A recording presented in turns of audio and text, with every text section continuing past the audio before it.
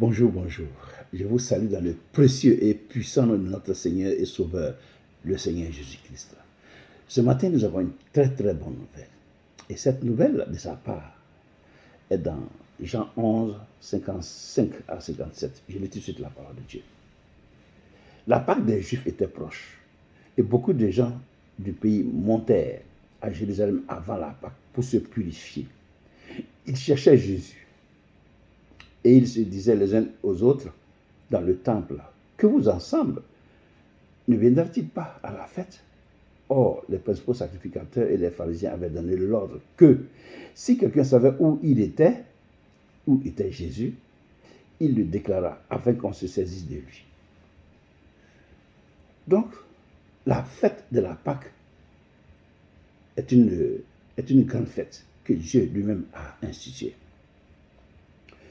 Et donc, les gens montaient, la Bible dit qu'ils montaient des pays pour venir à Jérusalem pour se purifier. Se purifier, pourquoi? Avant de manger. Parce que pour manger la Pâque, il faut se purifier. Donc, les gens montaient. Donc, à la Pâque, on ne mange pas, on ne vient pas comme ça, n'importe comment. Oui, à l'époque, on ne venait pas comme ça. Donc, autant d'Ézéchias, regardez ce qu'il a dit ici, dans 2 Chroniques 30, 17. Comme il avait dans l'assemblée beaucoup de gens qui ne s'étaient pas sanctifiés, les Lévites se chargeaient d'immoler les victimes de la Pâque pour tous ceux qui n'étaient pas purs, afin de les consacrer à l'Éternel. Car une grande partie du peuple, beaucoup de ceux d'Éphraïm, de Manassé, d'Isaacar et de Zabulon ne s'étaient pas purifiés. Et ils mangeaient la Pâque sans se conformer à ce qui était écrit. Mais Ézéchias pria pour eux en disant, « Veille éternelle, qui est bon, pardonnez à ceux qui ont appliqué leur cœur à chercher Dieu, l'Éternel, le Dieu de leur père, quoiqu'il n'ait pas pratiqué la sainte purification. » L'Éternel exauça Ézéchias et il pardonna au peuple. Donc on ne mangeait pas comme ça à la Pâque. On ne mangeait pas comme ça. Pourquoi on ne mangeait pas comme ça? Parce que des personnes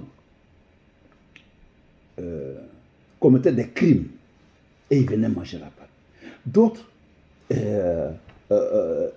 allaient adorer d'autres dieux et ils venaient à la Pâque. Tu vois? Mais cette chose-là, le Seigneur les a enlevées. Il a fait une chose nouvelle. Il a fait une chose nouvelle maintenant. Depuis que Jésus est venu sur la terre et qu'il est mort, et 3 jours après il est ressuscité, il a changé la donne. Oui, de cette approche. Et pourquoi il a changé la donne? Parce que, en fait, ce qu'on doit retenir ici, c'est que la Bible dit, mais il était blessé pour nos péchés, brisé pour nos iniquités. Le châtiment qui nous donne la paix est tombé sur lui. Et c'est par ces maîtrissures que nous sommes guéris. Nous sommes guéris des maîtrissures de Jésus-Christ. Donc, aujourd'hui, là, quel que soit là où tu es parti, viens donner ta vie à Jésus-Christ. Oui, viens. C'est pour ça que lui-même, il a déclaré ici dans Matthieu 11, verset 28. Il dit, « Venez à moi, vous tous qui êtes fatigués et chargés, et je vous donnerai du repos.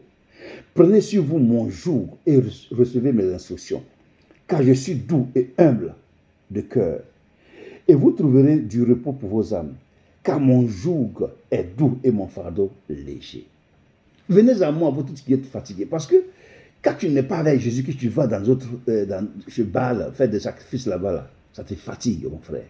Les démons te fatiguent. Oui, parce qu'ils sont insatiables. Ils vont te dire, fais ceci, fais cela. Et le pire, maintenant, à la fin, ils vont te dire, il faut faire sacrifier tes enfants, sacrifier ta femme.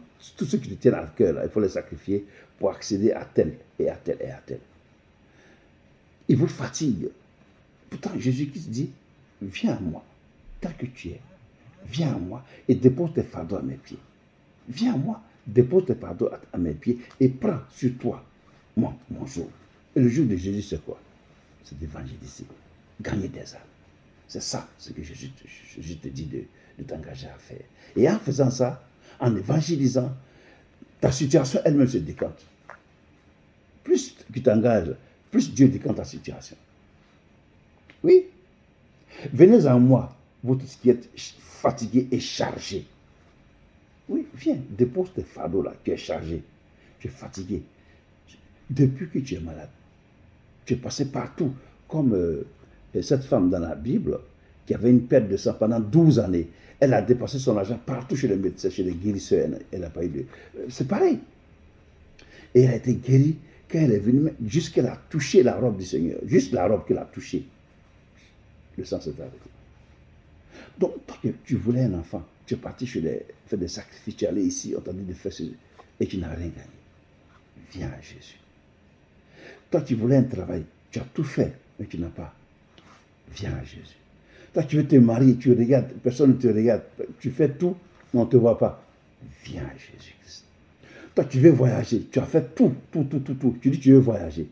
Que c'est la volonté de Dieu pour toi de voyager. Ok, tu veux faire ta vie ailleurs ou poursuivre tes études dans un pays autre que le tien. Viens à Jésus-Christ.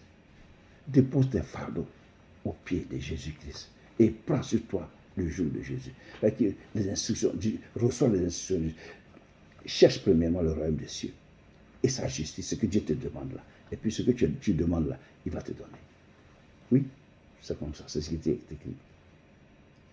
Tu allais chez les marabouts, tu allais chez les féticheurs, tu allais chez des diseurs d'avenir, chez les guérisseurs. Tout cela sont des agents du diable. Oui. De même que Jésus a des pasteurs, des prophètes, tu vois, qui travaillent, bien sûr, ceux qui sont engagés réellement avec le Seigneur, qui travaillent pour la gloire de Dieu, mais de même, Satan, lui-même, il a ses agents. Il a ses agents, des féticheurs, même dans la maison de Dieu, il y a des faux prophètes. Il y a des faux pasteurs, il y a des faux prophètes, il y a des faux pasteurs qui ont des enseignements erronés, qui viennent pour tromper le peuple de Dieu. Il y en a partout, ils sont partout. Mais toi, attache-toi à ton Dieu. Donne-lui tout ton cœur entier. Et marche, reçois ses instructions. C'est-à-dire, lis la parole de Dieu. Et quand tu reçois les instructions, mets ça en pratique.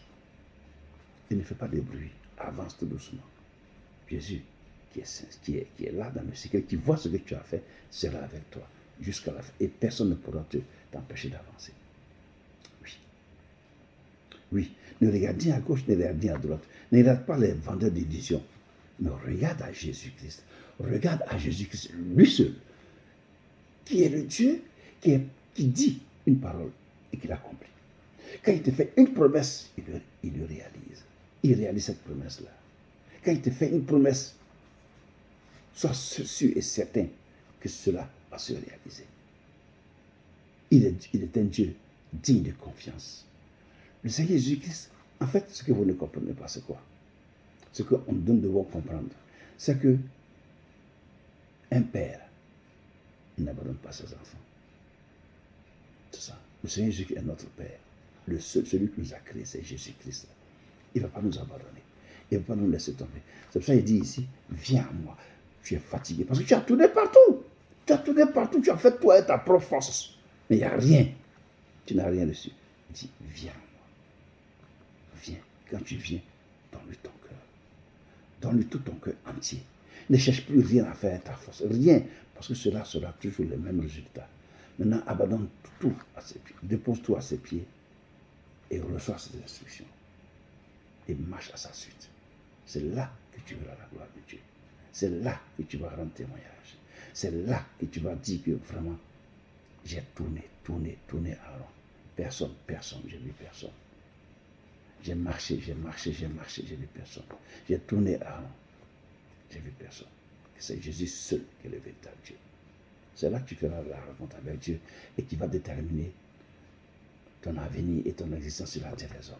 C'est lui, c'est Jésus. Il n'en a pas d'autre. Il est le seul Dieu, le seul et unique Dieu vivant.